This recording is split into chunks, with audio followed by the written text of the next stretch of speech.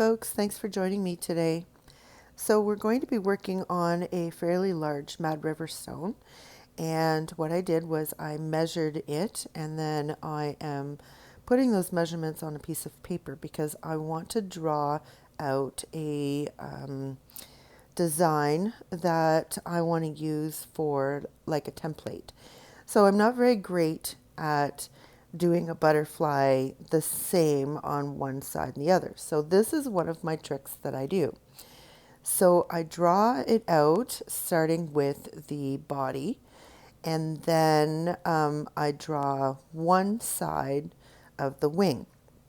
So you'll see what I mean as we go along here. But there's the body, and then I'm just going to draw out the wings. Now this is done within the size of the rock that I measured out. So this way I know that it's going to fit. At least I thought so. You'll see what I mean in a few minutes. But I draw this out, and I'm just drawing out the outline. I'm not worrying about details because the details will go onto the rock. I just want the basic shape. So I fill around, I cut it out, and boom, there it is. So I lay it on the rock, and look, the wings go over. So I'm just sort of moving it around, seeing where I would like it, where it would fit for both wings. And all I do is I'm just flipping it over. So I finally decide where I like it the best. And I figured, well, the wings are going to go over the edge, but that's okay. This is going to be one of those over the edge kinds of rocks. And then I just draw around with a pencil. It's just a regular old pencil. I just draw around the template and the body, and then I flip it over so the body lines up with the sketch that I already put on, and then I just draw the second wing. And that's how I can get my wings to be almost symmetrical or perfect on both sides. So that's just a little tip for you, or a little trick that I do. And now I'm going to paint the whole thing white. Now, the only thing I don't like about using pencil is when you paint on, especially using acrylic paint because they're water-based, it actually grabs the lead that is from the pencil that you've just applied, and it brings it into the paint. Now it doesn't do anything to the paint. All it does is it changes its color and makes it a little bit darker. So that's the only thing I don't like. It's just me. It doesn't do anything to your painting. It doesn't ruin it or anything like that. It's just, I guess, one of my pet peeves about it. But on this particular stone, I had to use a pencil because the charcoal pencils that I use just would not show up well enough for me to see. So that's why I use pencil. It's not that big of a deal. And then if there's any pencil that's left that you didn't paint over, you just let the paint dry, and then you can just erase it, and then it's all good to go. I do 2 coats of white using the paintbrush, and then I do one more coat using my finger sponge just to get a nice even coverage.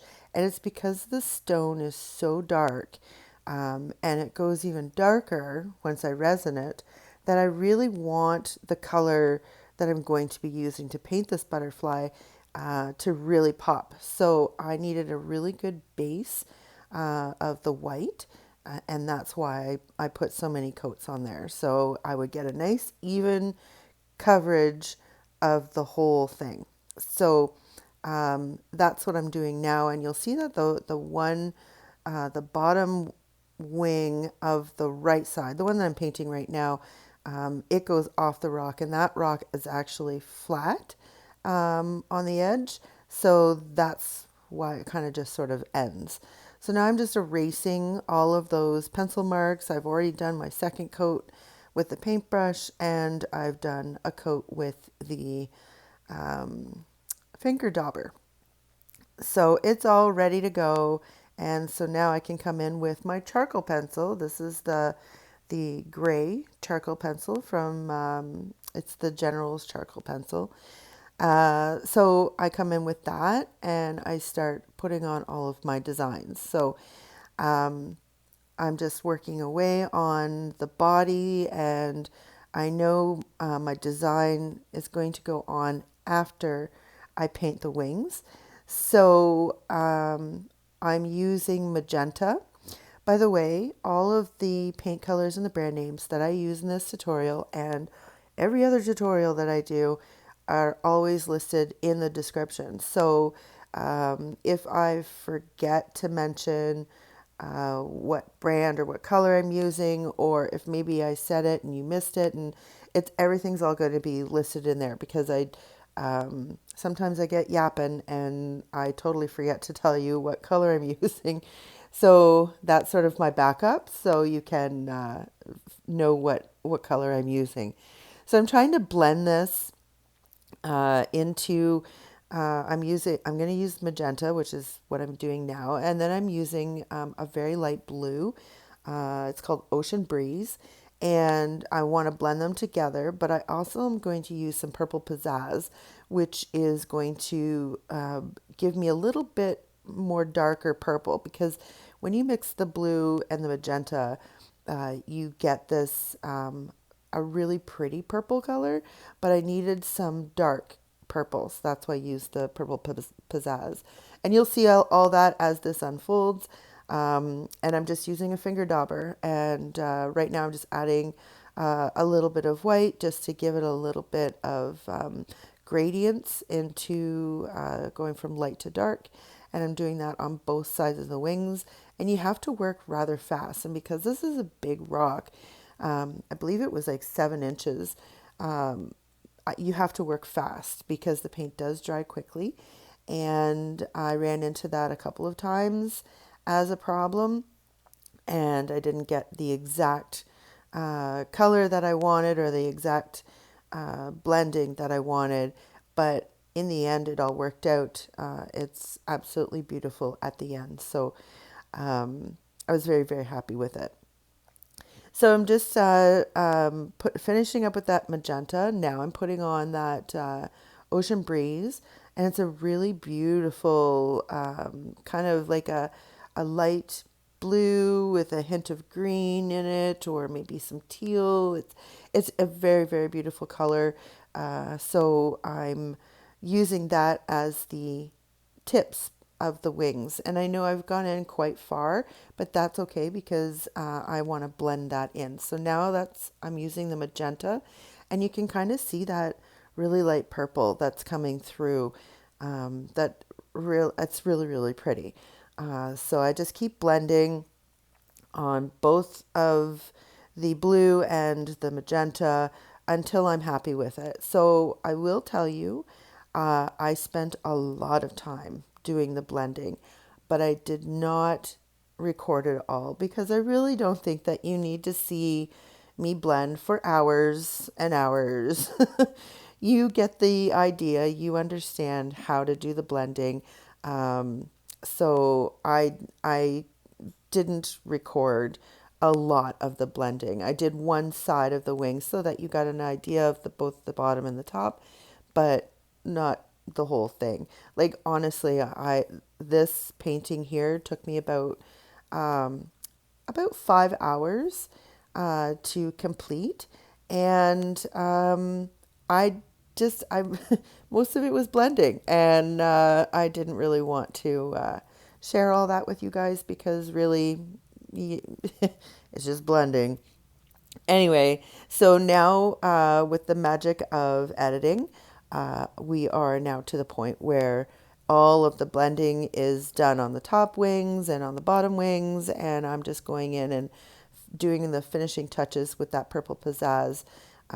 It's basically I'm using it to separate the wings, even though I will be using some black paint to outline those later, but that is what I'm doing right now. And I really like how the color is just it's a very pretty butterfly. I really like it. Um, so I also use in the body, and we will get to that. I do that the gel, and then the chrome powder on top of it. And I will show you how to do that as well. And that's why I'm painting the body black, because I find that it shows up the best. Now, if you don't have access or don't own, or you don't need to go out and buy all of the material that is needed for doing this, you can use metallic color paints. You can use glitter paints. Even if you have like, what are they called? Like flat back crystals that are large or small, you can use those as well.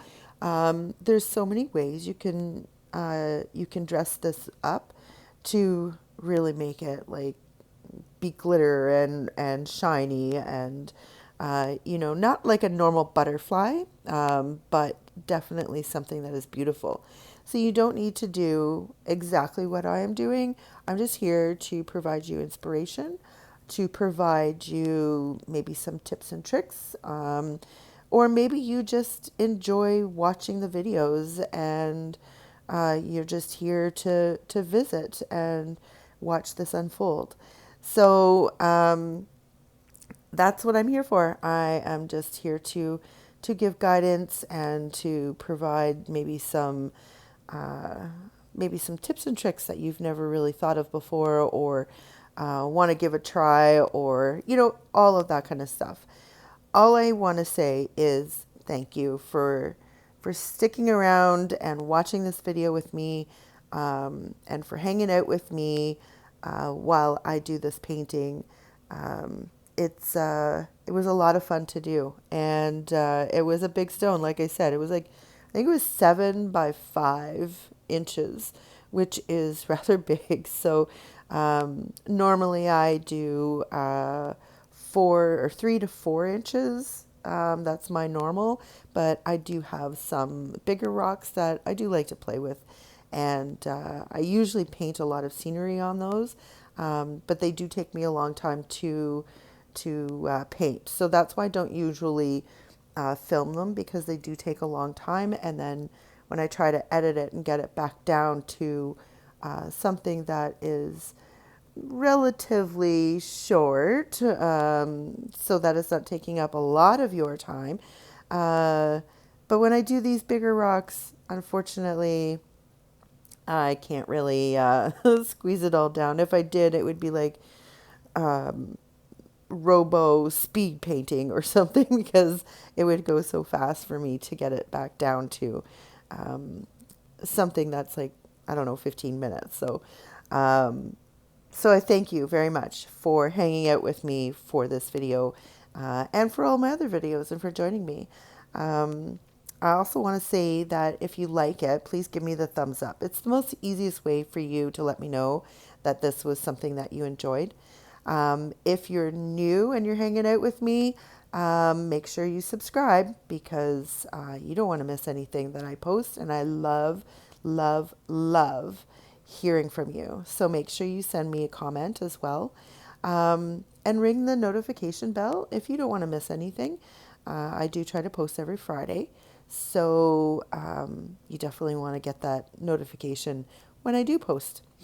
So as I was talking there, you noticed that I was using my favorite gold paint, which is Glorious Gold by DecoArt. And I outlined the butterfly's body.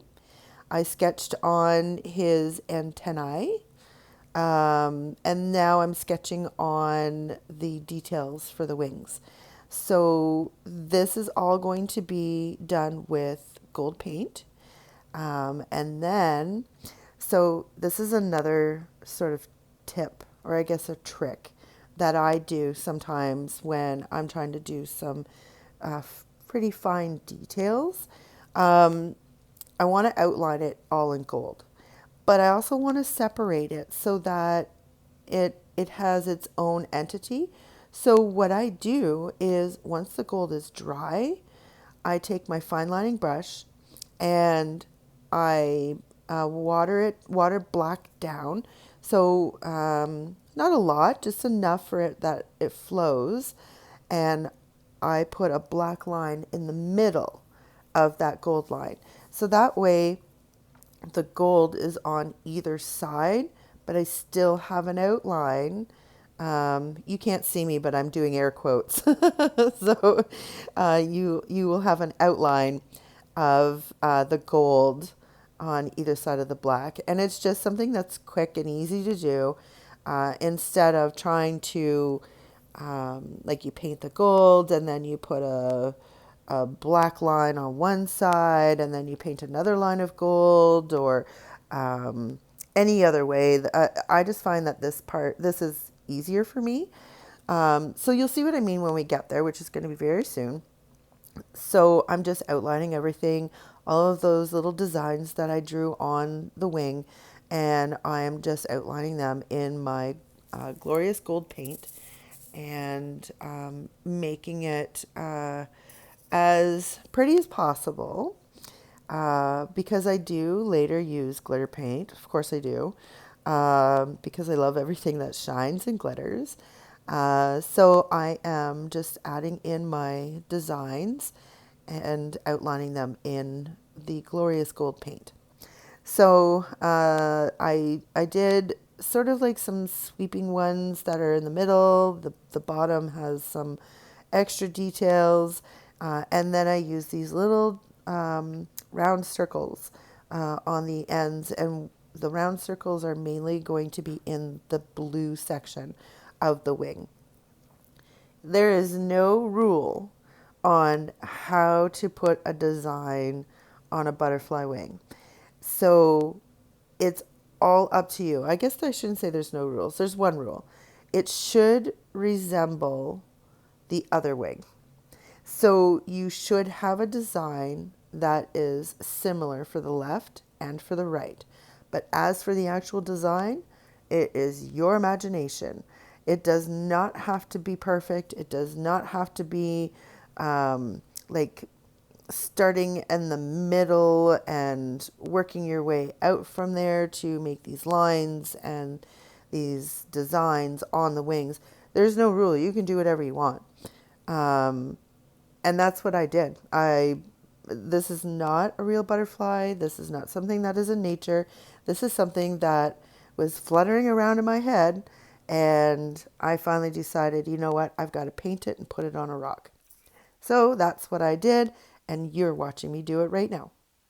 So I am glad the butterfly is out of my head. It's now on the rock. Anyway, so I just outline everything in the gold paint, and magically the second half is already done. And now I'm going in with the black paint like I had talked about. So I'm just going, and you'll see that because it's watered down, just how far that paint can stretch.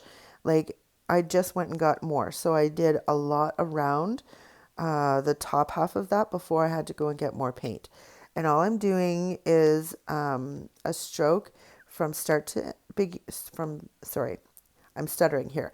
From the beginning of the line to the end of the line, I do it in one full sweep. And then I go in and I do the same thing for those circles. That way I've now got my outline. I know it dulls down the gold paint a little bit, and it doesn't look as bright or shiny. And I'm okay with that because, like I said, I'm going to put some glitter paint on there. So the gold paint will still pop through once I put that glitter paint on. So basically what I do, I know I've said it before, but I'm just going to try and say it again. I put down the gold paint, I let it dry, and then I get some black paint that's been watered down, and I use my fine lining brush, and I put a black line in the middle of the gold line. So the gold line's a little bit thicker so that I could get that black line in the middle. And that's what I do. I'm sure there's plenty of other ways that you can do it. This is what I find easy for me. Doesn't necessarily mean it's the right or wrong way. It's just how I do it. So it's just a tip and trick for me, given on to you. So I finished this up. I obviously do the other side as well, but I don't show you because once you see it, you don't need to see it twice. I guess that's the benefit of doing a butterfly, right? So then what I do is I go in with black paint, not watered down. This is just black paint. And I am separating the top and bottom part of those wings. And then I'm going to outline the whole thing so that I have that separation of the butterfly from the rock because I don't want the butterfly to sort of blend in. I sometimes do a shadow as well. I did not do a shadow on this one. I wanted this to be like the butterfly is sitting on the rock and not just maybe fluttering over it or so I don't put a shadow, but I normally do. There are other tutorials that I've done that I've shown you how to do the shadows, and most of those have been either my butterflies or my dragonflies. And yes, I know I do them quite a bit, but I love doing them. They're just beautiful creatures that you can add whatever design that you want to and make it yours. And I think that's why I enjoy doing them so much because they can be so pretty. And to be honest, they're my top sellers. Like I sell so many, like I'll paint this butterfly and I put it into my one of my craft shows and boom, it's sold that day. So that's why I enjoy doing the butterflies. Everybody relates to butterflies. And yeah, that's why I do them. So now I'm using the gel for your, it's for nails. This is for nails, but I don't typically do a lot with my nails, but I bought it for this. So you put this gel on, and now I'm using a stylist to sort of spread that gel around. And then what we're going to do is we're going to use the UV light because this is UV gel that I'm using. So it doesn't cure unless it has this UV light. And the UV light goes on and it cures it. And I do this for a minute and a half, so 90 seconds. And then I use some chrome powder just with a makeup applicator. And that's all I do. So that's a light blue. This is chrome powder. That was a light blue. Now I'm going to do a dark blue. And the dark blue is going to be in the opposite stripes of the light blue. And it's going to be on the head. So I do all of that and I just add on a bunch of the gel and I just move it around with the brush as much as possible. And then to get into the finer details, I use that stylus there, like a dotting tool, to move it around and get it into those little spots where the brush couldn't get to. And then again, I cure it with the UV light. And then I add the chrome powder to it. So I'm just sort of finishing up here, making sure that it is all in where it needs to be. And this is another cool thing about this ultra or UV gel for your nails is you can, so I've already done the light blue. You saw me do that. Now I'm putting on some more of the gel or the gel, the the UV gel, and I'm moving it around, and then I'm going to cure it again. It does not re-cure the stuff that's already been cured, and when you put this powder on, it sticks to only the stuff that has no powder on it. So that's the really cool thing about this. You can do this in stages and still have that separation of the colors. It's so amazing. I love it. But again, as I said before, you don't have to use this stuff. You can use your glitter paint. You can use the flat back crystals, whatever you have available to you. This is just me showing you a different medium to use to make it look really pretty, but you don't have to use this. You can use whatever you have available to you. It's just me showing you to different ways to do things and using different mediums and how to apply them if you are interested in doing this. Now, I purchased this stuff from Amazon, and I know I have some links in my description, and I tried them out the other day, and most of them no longer are accurate. So I think what I'm going to do is just take the links out, but I will still leave the name of things that I use so that you can search them on Amazon. I know that it's like anything that you purchase from. The link that you have is only active until all of those items are sold. So I think the best way to do that is just to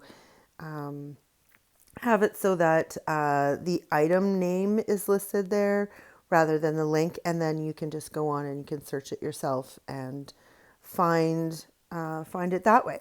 So that's going to be one of my changes. My other changes that I'm going to be doing is I am going to be closing my Etsy shop. So I've had 2 sales in the last 3 years, and I just find that that's not it's not feasible. It's not financially good for me. It's not a lot of money, but it's enough to say that, it's time to cut my losses. I think what I might do is start up a website of like a gallery. So I can put all of my pictures up there of my different rocks that I've painted, ones that I've done on YouTube and ones that I haven't, because I do a lot of painting outside of filming. So I do have a lot of inventory, some of which I have not put onto my Etsy shop, but I have put onto my Facebook page and on my Instagram. So there are links in the description for that as well if you want to join me on Facebook or on Instagram. I just think that it's time for me to move on and think of other ways to display my wares, my creativity. So you'll see here I just did a mistake there. I didn't wait till the black paint was completely dry. So I just take a Q-tip or a cotton swab, wet it with some water, and I go in and I just clean it all up. And then I go in and I repaint it. So mistakes happen, and you just fix it and continue on with your painting. And that's what I did. So I finish this off and it's done. So there you have it, folks. Life is what you make it. So get creative.